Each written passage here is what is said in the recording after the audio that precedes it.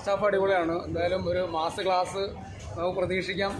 ഒരു സസ്പെൻസ് നിർത്തിയിട്ടുണ്ട്. ഇനി അടുത്ത സെക്കൻഡ് പാർട്ടിലേക്ക് കിടക്കണം. സിനിമ എന്തായാലും സൂപ്പർ തന്നെ ആയിരിക്കും. എന്തായാലും ഈ അടുത്തിറങ്ങിയതിൽ ഏറ്റവും നല്ല സിനിമയായിട്ട് മാറാൻ സാധ്യതയുണ്ട്. ഫസ്റ്റ് ഹാഫ് എനിക്ക് അത്രയും ഇൻട്രസ്റ്റിംഗ് ആയിട്ടൊരു സീനാണ് ഇതിനകത്ത്. പക്ഷേ സെക്കൻഡ് ഹാഫിലേക്ക് നമുക്ക് പ്രതീക്ഷയുണ്ട്. എന്തായാലും അടിപൊളിയായിരിക്കും, നല്ല സിനിമയായിരിക്കും. ലാലേട്ടൻ്റെ പഴയ ലാലേട്ടനെ നമുക്ക് കാണാം. പഴയ ലാലേട്ടൻ്റെ ഇത് ഇത്രയും നല്ല, അതായത് ഈ സിനിമയെക്കുറിച്ച് നമ്മൾ പറയുമ്പോഴേ ലാലേട്ടൻ ഇങ്ങനെ ഇളകി ചെയ്യുന്ന ഒരു കഥാപാത്രം ഇദ്ദേഹത്തിനെ പോലെ മലയാളത്തിൽ വേറെ ആരെ കൊണ്ട് പറ്റില്ല എന്നുള്ളതാണ്. കാരണം അഭിനയിക്കുക എന്നുള്ളത് ആ കഥാപാത്രം എന്താണോ പറയുന്നത് അതുപോലെ ഇളകി ചെയ്യുക എന്നുള്ള ഒരു നടനെ മലയാളത്തിൽ മറ്റൊരു നടന് ഇത്രയും കഴിവുണ്ടാവും എന്നുള്ളത് എനിക്ക് തോന്നുന്നില്ല. കാരണം ഈ പ്രായത്തിലും ഇങ്ങനെ ആ അഭിനയത്തിനോട് ഇത്രയും പാഷൻ ഉണ്ടായിട്ട് ഇങ്ങനെ അഭിനയിക്കുക എന്ന് പറഞ്ഞു കഴിഞ്ഞാൽ വേറൊരു നടനെ കൊണ്ട് പറ്റില്ല എന്ന് തന്നെ തെളിയിക്കേണ്ടത് പടത്തിൽ.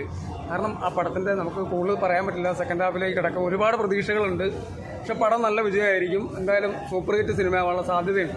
ശോഭനയുടെ റോള് ശോഭനയൊക്കെ അടിപൊളിയാണ്. പറഞ്ഞാൽ നമുക്ക് പടം തീരുമ്പോൾ നമുക്ക് ആ സിനിമയെക്കുറിച്ച് കൂടുതൽ ആധികാരികമായിട്ട് പറയാൻ ആഗ്രഹിക്കുന്നുണ്ട്. പക്ഷേ എന്തായാലും പടം നല്ല രസമായിട്ട് പോകുന്നുണ്ട്. ഒരു രക്ഷയില്ല, അടിപൊളിയായിരിക്കും.